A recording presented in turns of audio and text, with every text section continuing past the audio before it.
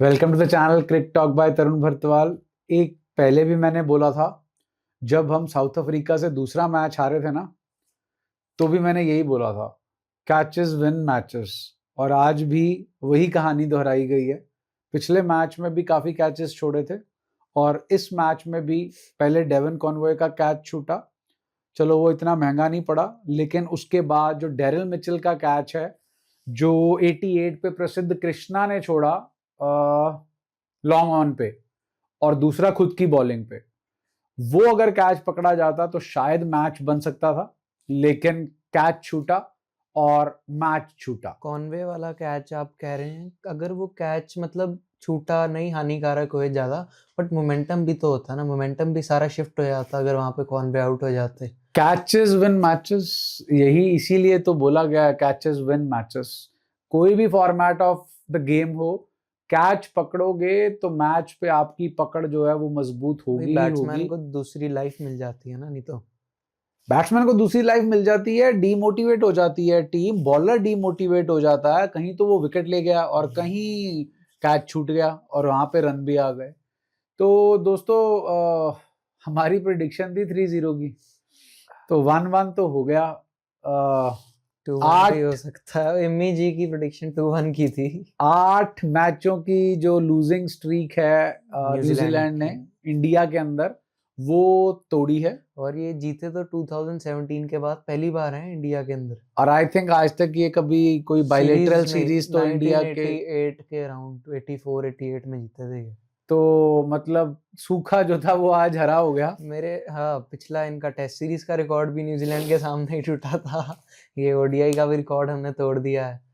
देखिए, जो बैटिंग है ना इनकी, वो तो तकरीबन तकरीबन सेम है जो इनकी रविंद्रा आएंगे विलियम की जगह।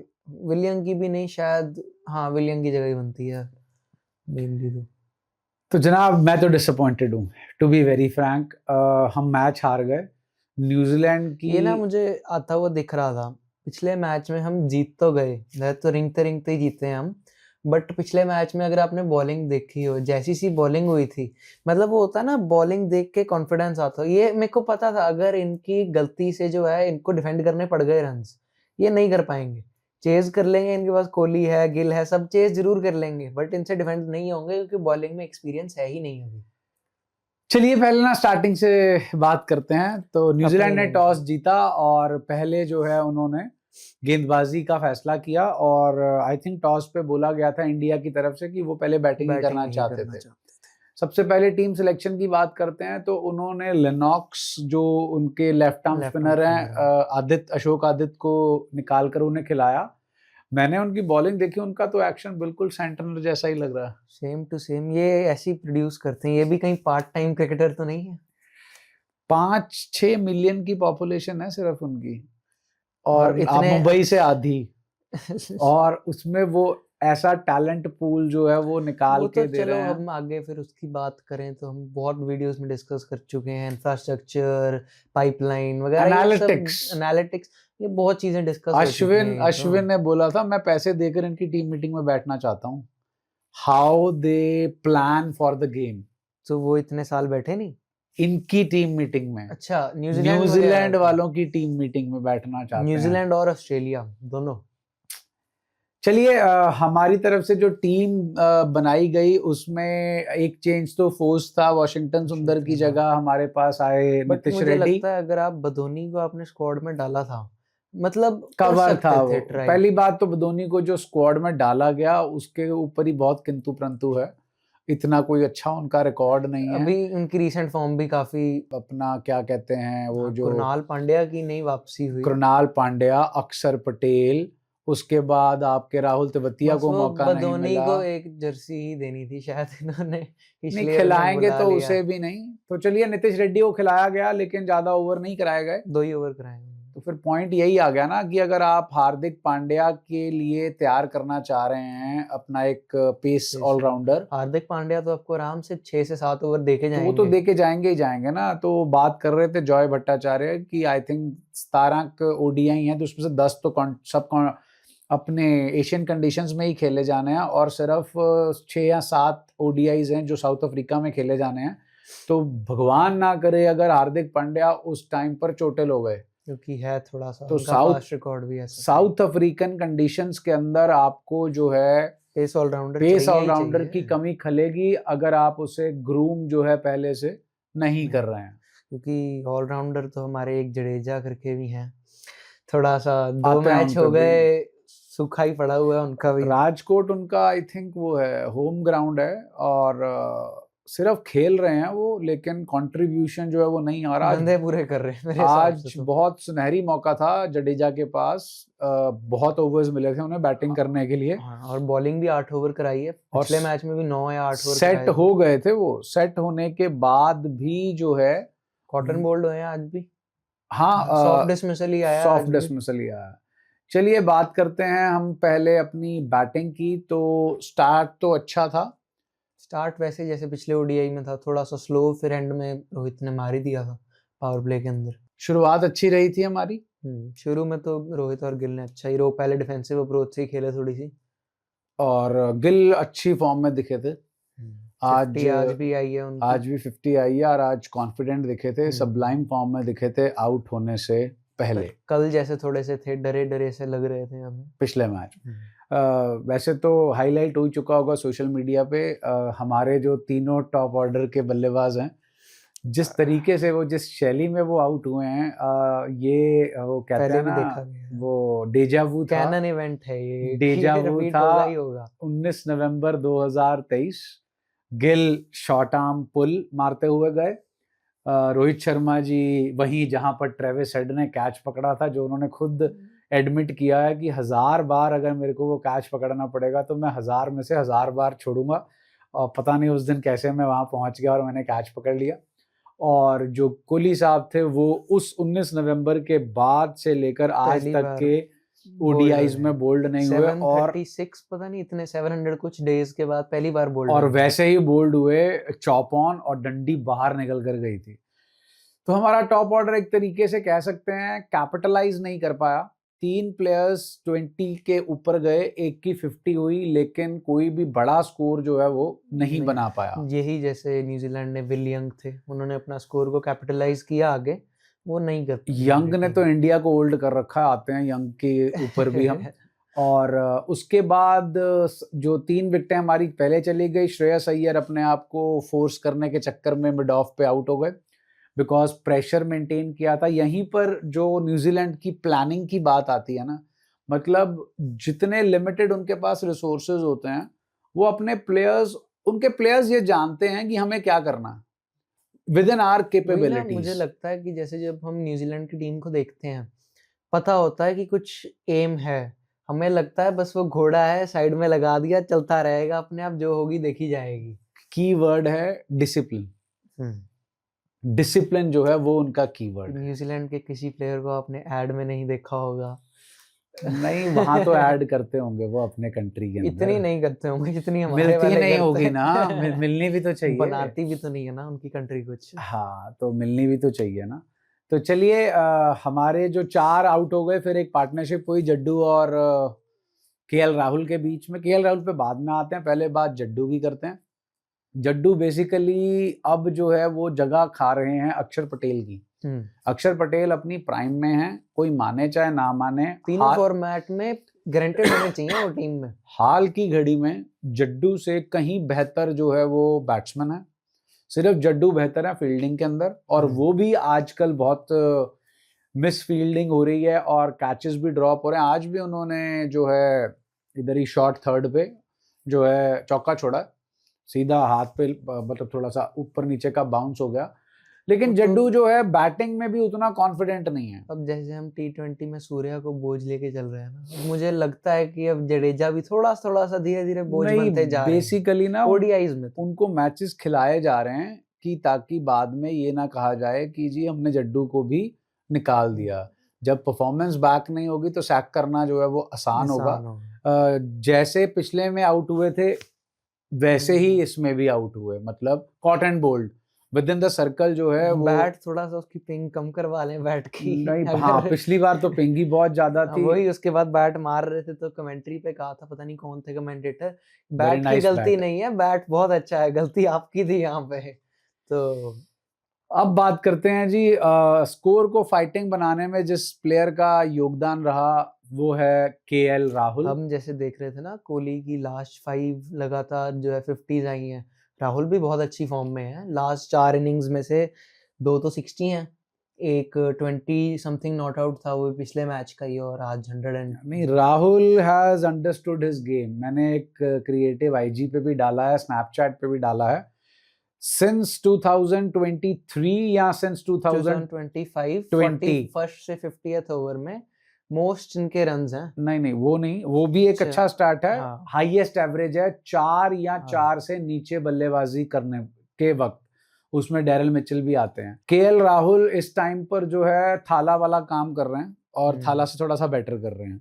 हिटिंग थाला ज्यादा बेटर करते थे, लेकिन ये तो गेम चला रहे हैं। जैसे हमने पिछले मैच में भी बात की थी, पोस्ट मैच में कोहली गेम बनाते हैं और केएल राहुल हाल फिलहाल गेम उसमें अय्यर खत्म कर रहे हैं। फर्स्ट मैच में अय्यर बोला था आपने। नहीं, अय्यर बोला था आपने। अय्यर बनाते हैं और ये खत्म। कोहली बनाते हैं, अय्यर और राहुल फिनिश करते हैं। राहुल जो चल जाए वो फिनिश कर देता है। वो फिनिश करते हैं। तो केएल राहुल की परफॉर्मेंस जो है वो बहुत अच्छी रही। उन्होंने अपना 8वां शतक जो है बनाया, रन बॉल सेंचुरी, मतलब 87 बॉल्स में, 87 बॉल्स में सेंचुरी, 87 बॉल्स में उनकी सेंचुरी हुई। तो जो हम 280 के करीब लक्ष्य दे पाए हैं वो सिर्फ और सिर्फ केएल राहुल की वजह से। जैसे मैं स्टार्ट बता रहा था, 41st से लेके 50th ओवर में सिंस 2025 मोस्ट रन इन्हीं के हैं। सेकंड पे ग्लेन फिलिप्स ही आते हैं। और नीतीश रेड्डी को भी मौका मिला, वो भी मौका जो है पूरी तरीके से भुना नहीं पाए। इनकी एवरेज पता है, अब गेस करें न्यूजीलैंड के अगेंस्ट कितनी है? किनकी? केएल राहुल की 50 से ऊपर की होगी। 93.8 की एवरेज, 93 ओडीआईज के अंदर। ये नए बल्लेबाज आए हैं जो कि बने हैं सेंचुरी मारने वाले अगेंस्ट न्यूजीलैंड, और ये पहले कीपर बने हैं दूसरी जिन्होंने सेंचुरी है इनकी न्यूजीलैंड के अगेंस्ट ओडीआईज में। सेकंड सेंचुरी है पहले कीपर बने हैं जिन्होंने न्यूजीलैंड के अगेंस्ट सेंचुरी मारी है। ऋषभ पंत की भी कोई सेंचुरी नहीं है न्यूजीलैंड के खिलाफ, और थाला की भी कोई सेंचुरी नहीं है ओडीआई तो क्रिकेट दूसरी में। है, पहली वो as a non keeper, as a keeper पहली सेंचुरी जो है वो इनकी है। और इस स्टेडियम में भी आई थिंक इंडियन बल्लेबाजों में से पहली सेंचुरी है।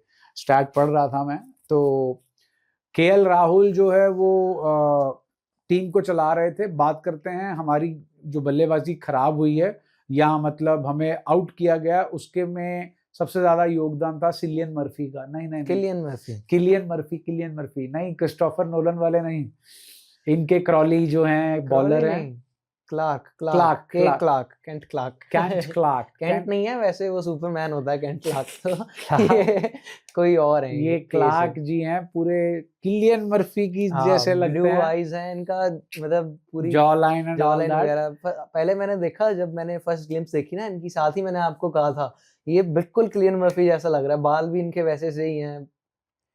रोहित शर्मा को खा गए, कोहली को खा गए और अय्यर को खा गए, मतलब बैटिंग ऑर्डर ही खा गए बेसिकली। गिल को फिर से जेमिसन ले गए, तो बस कमर तो वहीं टूट गई थी। बाकी वो लेनॉक्स जो हैं, कार्बन कॉपी ऑफ सेंटनर, वो ले गए हमारे जड्डू भैया को।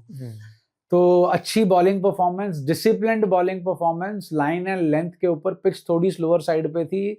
मेरे को तो लगता है इंडिया को अगर सब कॉन्टिनेंट में वो खेलने हैं ना मैचेस, तो आप सिर्फ पाटा विकेट बनाओ और स्कोर मारो। स्लोअर विकेट पे आप लोग खुद ही फंस जाते हो। क्योंकि मेरे हिसाब से वर्ल्ड क्रिकेट के अंदर ओडीआईज में सबसे ज्यादा फायर पावर और सबसे अच्छी बैटिंग लाइनअप हमारी ही है। पहले 11 टॉप बल्लेबाज जो इस टाइम पे आईसीसी की रैंकिंग में हैं, पहले 11 में से 5 मारे, पांचों ही हैं अपने टॉप के। तो अय्यर, केएल राहुल, अय्यर, गिल, रोहित और कोहली, पांचों के पांचों जो है वो टॉप 11 में है। तो इससे आप समझ सकते हो 11 में से 5 बंदे टॉप ऑर्डर हमारी टीम का है। पांड्या जी अभी खेल नहीं रहे, वो आएंगे तो वो भी आ जाएंगे। और अगर जडेजा को आप रिप्लेस कर दो अक्षर से, तो हमारा बैटिंग ऑर्डर जो है वो काफी तगड़ा जो है वो बन जाता है। चलिए अब बात करते हैं न्यूजीलैंड की इनिंग्स की। न्यूजीलैंड की इनिंग्स में आते सार डेवन कॉनवॉय जो थे वो अच्छी फॉर्म में थे। उन्होंने जो है वो अच्छा प्रदर्शन किया, लेकिन फिर राणा जी ने उनकी डंडी निकालकर बाहर फेंकी। अच्छी बॉल थी। उसके बाद 1 नंबर पर आए विल यंग। निकोलस जो है वो भी जल्दी आउट हो गए, कुछ ज्यादा नहीं कर पाए। कितना स्कोर मारा निकोलस ने? निकोलस ने मारे हैं जी 10 रन ही मारे हैं 24 बॉल्स में। मेन तो उनके 2 बल्लेबाज आउट हो गए थे जी। 2 के आउट होने के बाद गेम शुरू हुई। 90 पे 90 के अराउंड 2 आउट हो गए थे इनके शायद। 90 पे 2 आउट थे जी, और उसके बाद आए विल यंग और डैरिल मिचेल। पहले यंग की बात कर लेते हैं। पहला उनका 50 स्कोर आया इंडिया के अगेंस्ट, बाकी पिछली 7-8 इनिंग्स तो उनकी सिंगल डिजिट ही थी। और तो विल यंग मैंने देखा टेस्ट में, पता नहीं किस बार इन्होंने एक बार अच्छी नॉक खेली थी इंडिया के अगेंस्ट। अरे टेस्ट सीरीज ही विल यंग ने जिताई हाँ, है। टेस्ट में इन्होंने पूरी टेस्ट अच्छी सीरीज में विल यंग ही तो थे इनके स्टार प्लेयर, जो इंडिया में बहुत अच्छा करके गए थे पिछले साल, पिछले साल पिछले 24 के अंदर, 24 एंड में जब हम हारे थे।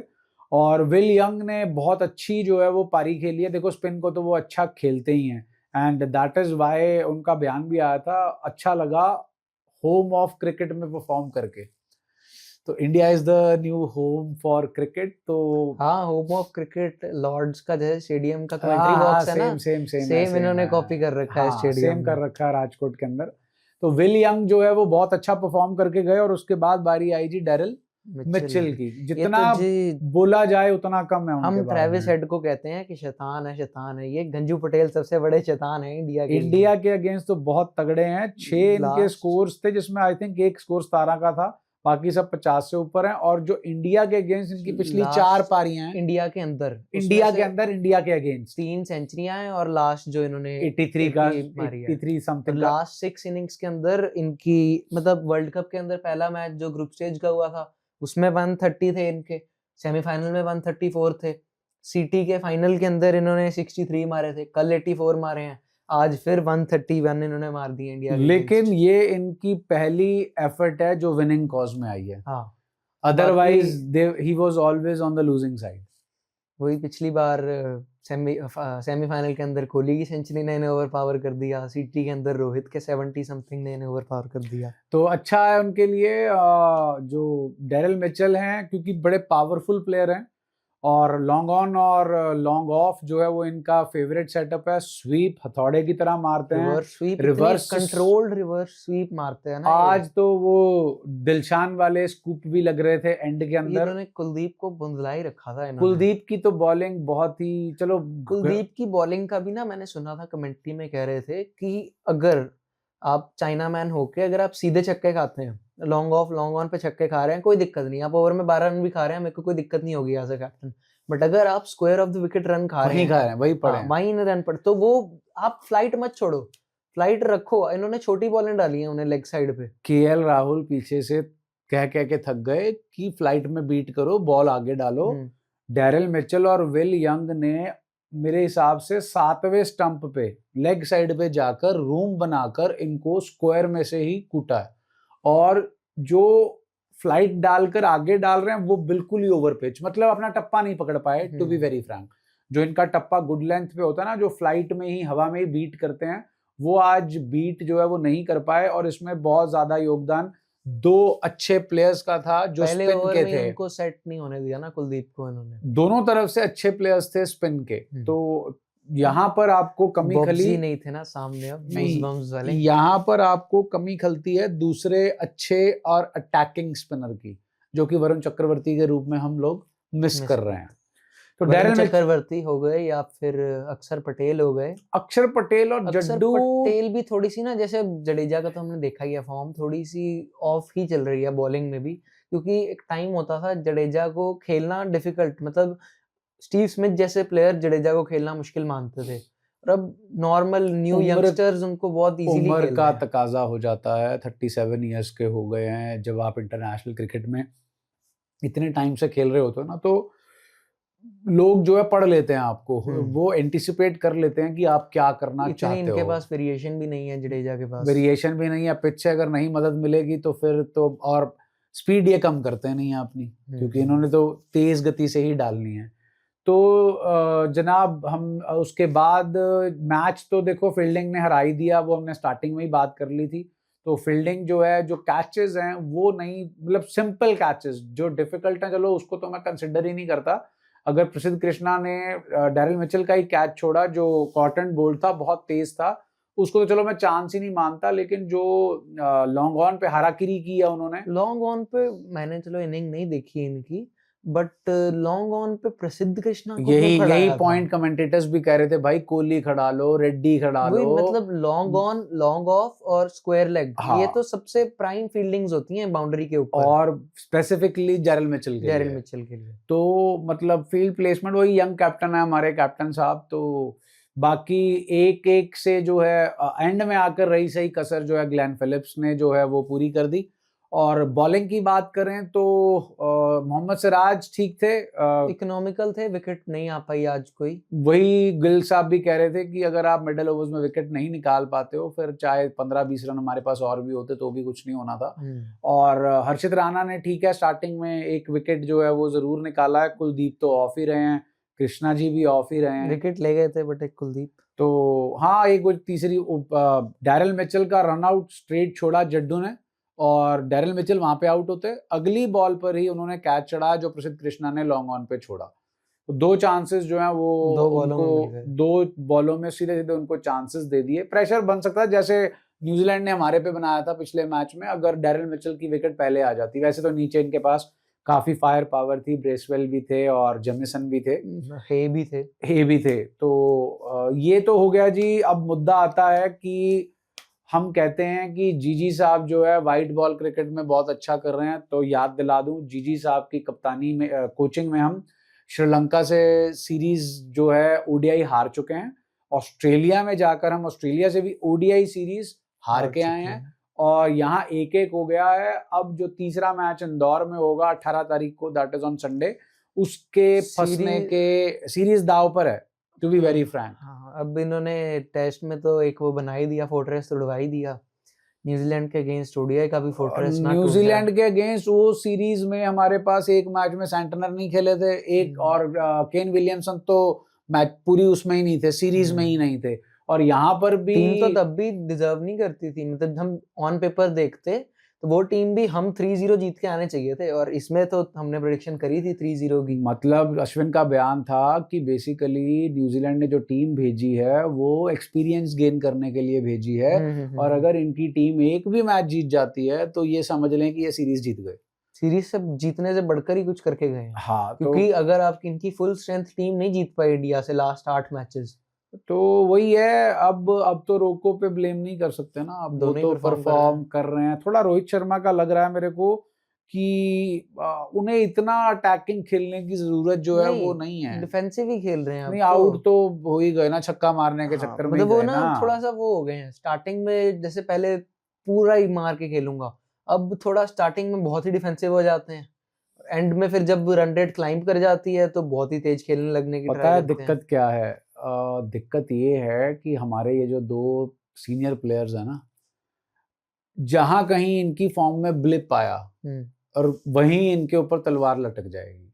तो इन्हें तो जितने ओडीआईज हमने खेलने हैं prior to the world cup, इन्हें तो कंसिस्टेंटली परफॉर्म उनमें करना ही पड़ेगा, नहीं तो जो हमारी मैनेजमेंट है उसका कोई भरोसा नहीं है। वो तो चाहते हैं ये परफॉर्म करें, साथ ही हम परफॉर्म ना करें, परफॉर्म ना करें, साथ ही हम निकाल दें। वो तलवार यहाँ रखी हुई है, जैसी परफॉर्मेंस नहीं आएगी साथ ही चल जाएगी तलवार। जो कि गलत है, क्योंकि इनको हटा दोगे तो आपके पास और इनएक्सपीरियंस ही आएगा। और साउथ अफ्रीका में आपने वर्ल्ड कप खेलना है, और बॉलिंग का हाल आप देख ही चुके हो, क्योंकि बॉलिंग आपके पास, वैसे मैं सच्ची बोलूं तो पेस बॉलिंग आपके पास है ही नहीं।